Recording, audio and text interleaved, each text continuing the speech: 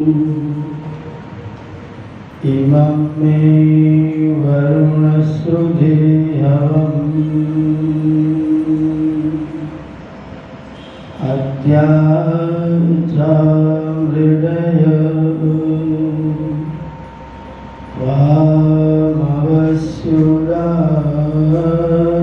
वामवस्युराचके यस्य कारुण्यलेशेन सर्वं सर्वत्र सिद्ध्यति संकल्पितं हृदाभीष्टं तं वन्दे जगदीश्वरं तं वन्दे परमेश्वरम्।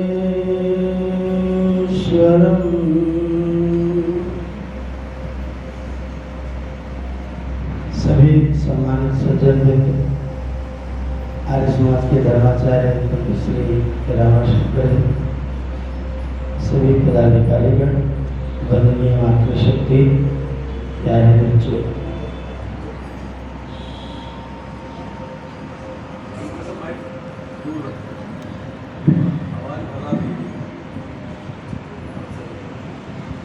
बहुत अच्छा संदेश आप प्राप्त कर रहे थे आदरणीय पंडित जी से। संस्कारों के विषय में, ये संस्कार क्या चीज है,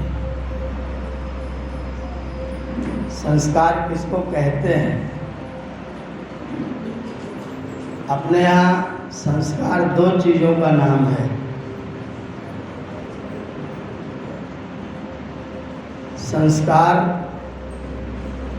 पहला ये है कि जो हम कर्म करते हैं, जिस किसी भी इंद्रिय का प्रयोग करते हुए कर्म करते हैं, विशेष तौर पर कर्मेंद्रियों का नहीं, ज्ञानेंद्रियों के संयोग से जहाँ पर हम कर्म करते हैं, आँख, नाक, कान, जिह्वा, त्वचा और आपके अंदर वाली एक इंद्रिय रसना, इन पांचों इंद्रियों के संयोग से आप जो भी कार्य करते हैं, उन कार्यों के परिणाम स्वरूप या तो आपको सुख मिलता है या तो आपको दुख मिलता है। जो भी आप कार्य करेंगे तो या तो सुख मिलेगा या तो दुख मिलेगा। जब सुख मिलेगा तो उस कार्य को करने के मन में भावना आपके अंकित हो जाएगी कि ये चीज अच्छी है, इसको फिर करना चाहिए। और अगर दुख मिलेगा तो आपके मन में ये भावना स्थिर हो जाएगी कि ये खराब चीज है, इसको दोबारा ग्रहण नहीं करना चाहिए, इसको दोबारा करना चाहिए। इस भावना का नाम है राग। और इसको नहीं करना चाहिए, इस भावना का नाम है द्वेष। आपका जो अंतःकरण है, आपका जो मन है, उसका एक स्वभाव यह है कि जो चीज इसको अच्छी लगती है उसको बार बार करना चाहता है, और जो चीज बुरी लगती उसको भी बार बार करता है, जो बुरी लगती है उसको भी बार बार करता है। जैसे आपका मेरे साथ में झगड़ा हो, विवाद, तो उस विवाद को विवाद के बाद में भूल नहीं जाता, उसको स्मरण रखता, और जब आप दिखाई देते हैं दोबारा तो फिर से अंदर अंदर झगड़ा करता हूँ। आपसे भले ही कुछ न कहूँ, लेकिन आपको मन मन में दो गाली दे रहा है। ये बहुत बुरा रोग है। इसलिए रोग है क्योंकि यदि आप उसको दोबारा कर लेते हैं तो फिर वो वासना बन जाती है। चाहे अच्छे को कर ले चाहे बुरे को कर, अच्छा है दोबारा कर लिया तो वासना बने, और बुरा है दोबारा कर लिया तो वासना बने। और अगर राग और द्वेष वासना के स्तर पर उतर गए तो फिर वो आपको मजबूर करेंगे दोबारा करने के लिए। जैसे मैं गाजियाबाद आया, किसी ने मुझे बहुत अच्छी मिठाई खिलाई और बोला कि ये मिठाई यहीं बनती है। मैंने उस मिठाई को खाया, मैंने कहा तो बहुत अच्छी है, बहुत अच्छी है। मैंने उसको खा ली। अब जब मैं दोबारा गाजियाबाद आऊँगा तो उस मिठाई की याद मुझे जरूर आएगी, मैं वो मिठाई दोबारा खाना चाहूँगा। और अगर मैंने किसी ने खिला दिया तो ठीक, न खिलाए तो खरीद के खाऊंगा, क्योंकि उसका राग मेरे अंदर है। और अगर मैंने उसको खा लिया तो फिर वो वासना बन जाएगी। फिर मैं बस का टिकट कटाऊंगा, सुल्तानपुर से बैठूंगा, केवल मिठाई खाने गाजियाबाद आऊंगा, क्योंकि वासना है। उस वासना के कारण से मैं मजबूर होकर के उसको दोबारा प्राप्त करने की चेष्टा करूंगा। अगर मैंने वासना के वशीभूत होकर के फिर कर लिया तो फिर वो आपके चित्त में चला जाएगा और वो आपका संस्कार बन जाएगा। फिर वो आपका साथ अगले जन्म तक नहीं छोड़ेगा। मेरा आपसे विवाद हो गया, मेरा विवाद हुआ, मैं घर पहुंचा, मैंने आपको फोन लगाया, भाई साहब मुझे माफ करिएगा, मेरा उस समय दिमाग खराब हो गया था। आपने कहा कोई बात नहीं, हो जाता है, मामला समाप्त हो गया। अगर मैंने आपको कोई संपर्क नहीं किया और अगले दिन आप मुझे फिर मिल गए तो मेरा मन क्या करेगा? यही दुष्टता, कल मुझसे झगड़ा कर रहा था, मेरा कुर्ता फाड़ दिया था, बहुत बहुत नालायक आदमी। और मैंने अपने चित्त पर वासना डाल दी। अब इस वासना के वशीभूत आपका मैं नुकसान करने की चेष्टा करूँगा। आपका यश हो रहा होगा तो मैं वहाँ आपका अपयश फैलाऊंगा। अरे इसकी बात कर, माना लायक तो बहुत ही दुष्ट हो। और जब मैं आपके लिए कुछ दोबारा तिबारा करूँगा तो फिर वो आपका जो द्वेष होगा वो मेरे अंदर संस्कार बन जाएगा। और जब मैं अगली बार शरीर धारण करके आऊँगा और फिर आप मुझे कहीं मिलेंगे तो सीधा झगड़ा करूँगा। आपने कभी अनुभव किया होगा, किसी से तुरंत झगड़ा हो जाता है और किसी से बहुत दिन तक रिश्तेदारी चलती रहती, मित्रता चलती रहती है। ये जो मित्रता मिलने के बाद चलती रहती है वो पहली बार की नहीं है, वो अनेक बार की है। और जो दुश्मनी चलती रहती बिना कारण के, लोग कहते हैं मेरा पड़ोसी इतना दुष्ट है कि मुझे बहुत परेशान करता है। वो पड़ोसी दुष्ट नहीं है, उसके अंदर संस्कार है द्वेष वाले। और याद रखिएगा, बहुत गंभीर बात कह रहा हूँ, आप जिससे अत्यंत प्रेम करते हैं और आप जिससे अत्यंत द्वेष रखते हैं, दोनों को परमात्मा आपके ज्यादा निकट पैदा करते हैं।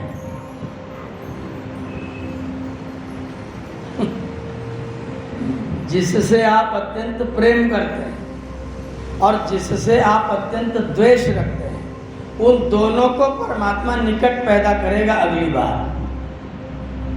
अगर आपने लेशन किया है तो परमात्मा आपका रिलेशन जरूर करेगा। रिलेशन, अंग्रेजी में री माने दोबारा, तो लेशन आपने पहले किया है तब परमात्मा ने आपका रिलेशन किया है। अगर द्वेष किया है तो पड़ोसी आपको दुखी करेगा, और अगर प्यार किया है तो पड़ोसी आपको प्यार भी करेगा। आप कहीं बाहर जाएंगे, अपनी चाबी पड़ोसी को देके जाएंगे। आपका इतना भरोसा होगा और आपका पड़ोसी आपकी चाबी रखेगा।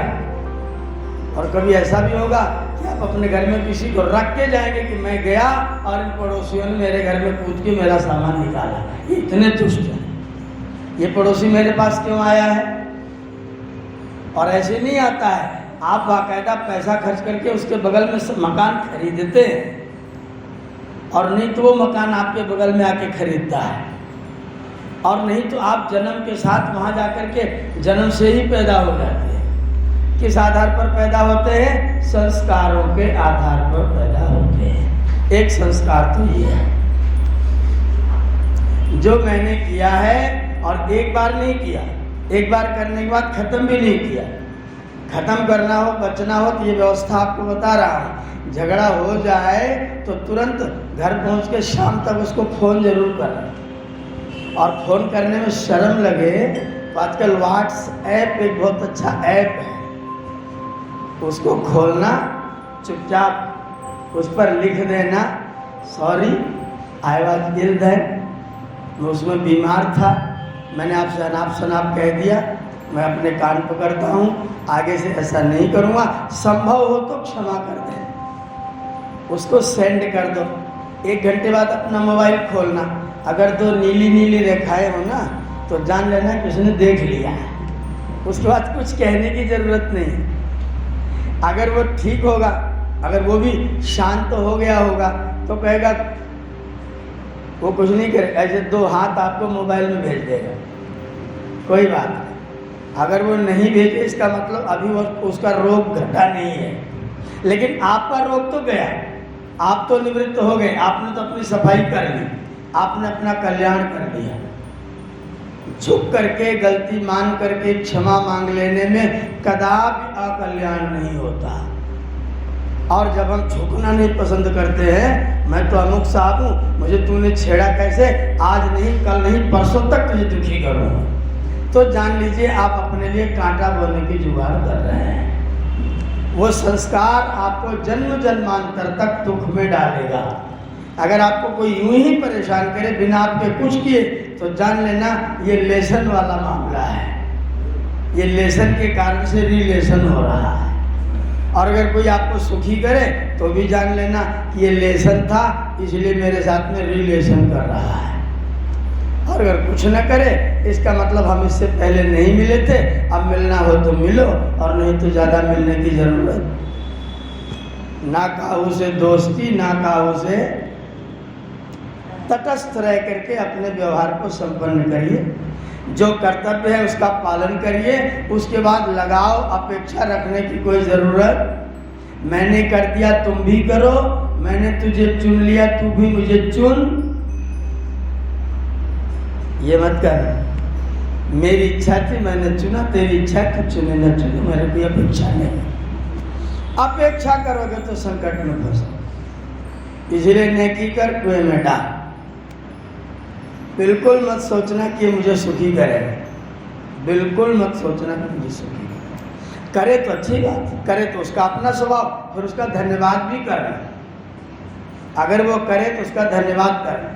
ये संस्कार है जो आपको जन्म जन्मांतर तक आपको कर्मफल के रूप में प्राप्त होता है, आपके जन्मों का कारण बनता है, आपकी प्रवृत्तियों का कारण बनता है। और जब आप प्रवृत्त होते हैं तो फिर संस्कार बनता है, फिर प्रवृत्ति बनती है, फिर संस्कार बनता है, फिर प्रवृत्ति बनती है, और जन्म जन्मांतर तक आप भोगते भोगते चले जाते हैं।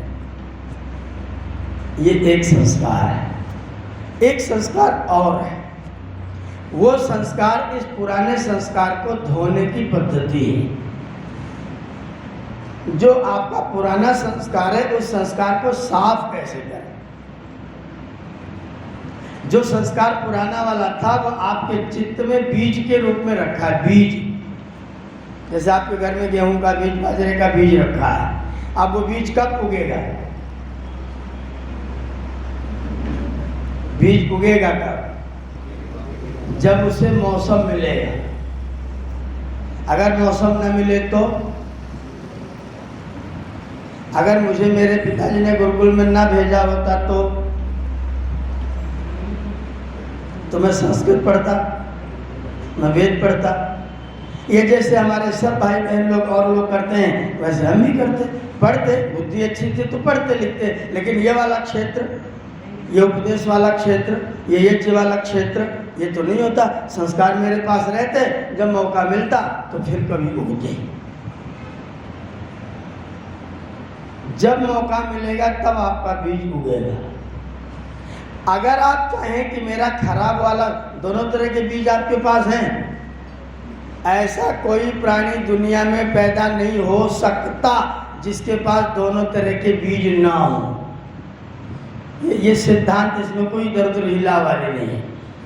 बीज नहीं होगा तो फसल, ये जीवन रूपी फसल अगर उगी है तो इसका आधार क्या है? बीज है। और वो बीज क्या है? आपके किए गए पुण्य या अपुण्य दोनों तरह के कर्म। तो दोनों तरह के बीज आपके पास में है, कौन सा उगाएं? कौन सा बीज उगाया जाए। आपके बच्चों के पास दोनों तरह के बीज हैं। आपने अपने बच्चे को भेज दिया विद्यालय में, ध्यान दीजिएगा, छोटे विद्यालय में, एकदम प्री प्राइमरी में आपने अपने बच्चे को भेज दिया। बच्चे के पास दोनों हैं। ये बच्चे को जो सीट मिली बैठने के लिए विद्यालय में, इसके बगल वाले बच्चे के संस्कार बिल्कुल अच्छे नहीं थे। ये बच्चा भी बिल्कुल कोमल निर्मल है। ये बच्चा यहाँ बैठा है, इसके बगल में दूसरा बच्चा बैठा है। अब दूसरा बच्चा बैठा, ठीक है, पढ़ाई और कोई संकट नहीं है। ये जो दुष्ट वाला बच्चा है, ये इस अच्छे वाले बच्चे से कहेगा कि बगल वाले बच्चे की बैग में कलम बाहर निकली दिखाई दे रही है, खोस ले,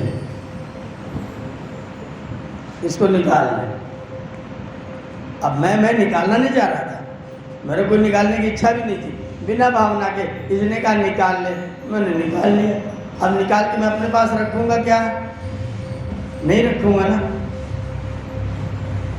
पीछे वाले को पकड़ा दूंगा। अब पीछे वाले का कलम निकल गया, उसका कलम अच्छा था, इसने कलम रख लिया।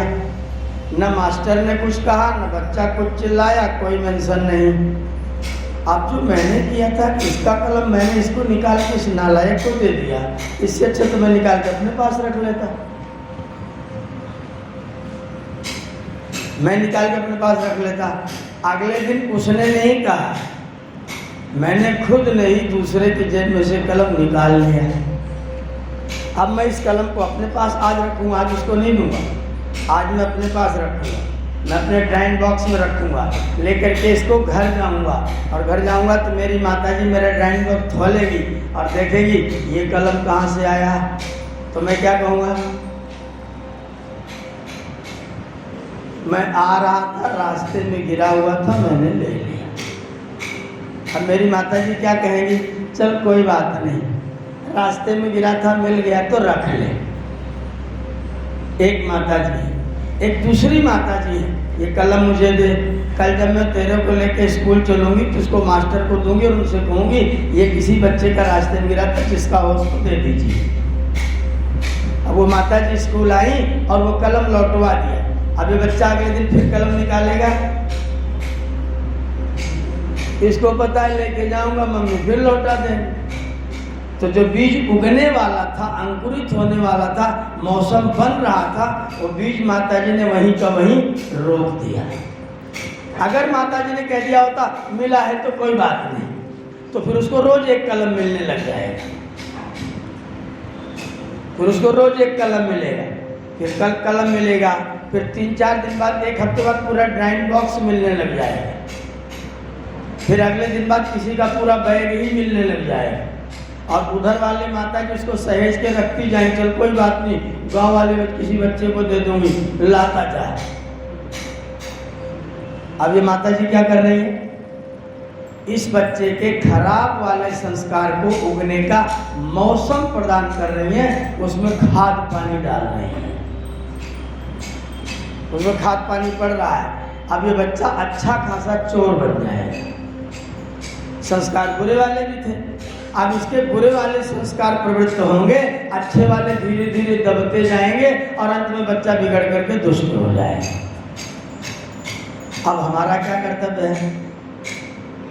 अगर बच्चा कभी ऐसा करे तो उसको कदापि स्वीकार मत करना कि कोई बात नहीं। ये कोई बात नहीं वाला व्यवहार बच्चों के साथ कदापि मत करना, कदापि मत करना। अगर आपने बच्चों के व्यवहार में ये कर दिया कोई बात नहीं, तो फिर आपने बच्चे को अपने समर्थन कर दिया कि बेटा तो जो कर रहा है अच्छा कर रहा है। आपने सब आसन लगा दिया, बिछा दिया सारा काम, अपने बच्चों का चलो बेटा आज हवन में बैठो, हवन में बैठो। मैंने प्रायः घरों में देखा है, पिताजी कहते चल भाई रमेश हवन में आ, तो उसकी माताजी क्या बोलती है? अरे आप करो, तो छोटा है, बैठेगा जब बड़ा हो जाएगा। मम्मी कह रही, पिताजी जगा रहे हैं तो मम्मी कह रही अब तुम तो, मैं तो नहीं जाती, नहीं बच्चों को तो सोने दो। माता पिता आपस में झगड़ा कर रहे हैं, पिताजी जगा रहे हैं और माता जी कह रहे नहीं सोने दीजिए, आपको तो नींद आती नहीं, आपकी उम्र हो गई, अब उसको तो सो लेने दो। आपने छोड़ दिया, चल भाई कोई बात नहीं, कौन सवेरे सवेरे चक चक करे, आपने जगाना बंद कर। अब उसके संस्कार जो अच्छे होने वाले थे वो बच्चे को आपने कहा वो एसी में बैठो, नहा के तुरंत फटाफट चलो, थोड़ा आनाकानी करेगा, आंखें दिखाई, आएगा कि नहीं? डर के मारा आएगा। आए तो उसको थोड़ा प्रसाद खिलाए, एसी में आओगे प्रसाद दूंगा, मंत्र सुनाओगे तो इनाम दूंगा, वाला मंत्र याद करो आशीर्वाद मिलेगा। आपने उसको प्रोत्साहित करना प्रारंभ कर दिया, अब वो किधर बढ़ गया?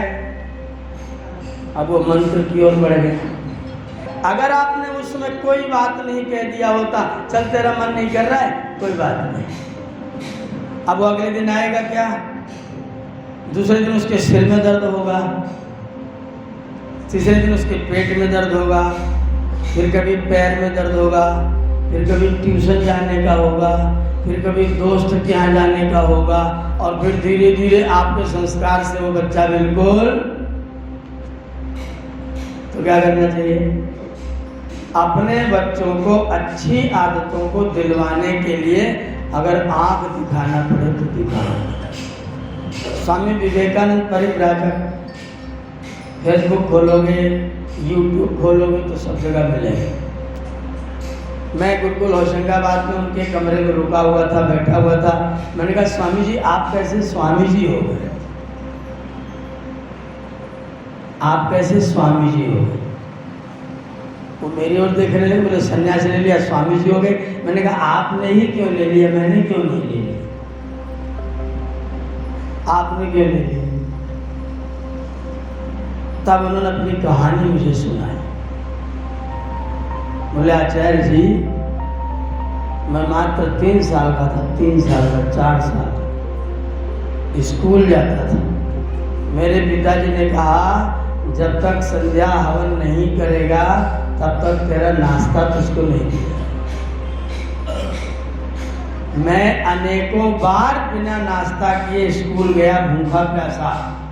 मेरी माताजी ने चाहा कि इसको खिला दूं, लेकिन माताजी पिताजी के डर के मारा कभी खिला नहीं पाई, और पिताजी ने जब तक संध्या न कर लूं तब तक मुझे नाश्ता कभी भी करने नहीं दिया।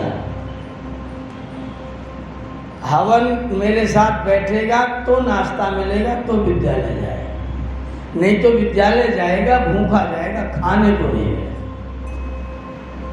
मेरे पिताजी इतने दृढ़ थे, बाद में उन्होंने संन्यास ले लिया, हम लोगों को फिर गुरुकुल में भेज दिया। तो और क्या करते, संन्यास न लेते थे, बीज ही वही बोया गया था। अगर हम अपने बच्चों को उत्तम संस्कारवान बनाना चाहते हैं, मेरी माताओं बहनों से खास तौर पर निवेदन करता हूँ, बच्चों के ऊपर आप अपनी कृपा कदापि न परोसें। आप अपनी कृपा बच्चों पर कदापि न करें। बच्चों के साथ में थोड़ी सी कड़ाई रखिए, तुमको ये करना ही पड़ेगा। बच्चे क्या करेंगे? ये चीज खानी है, आप क्या करेंगे?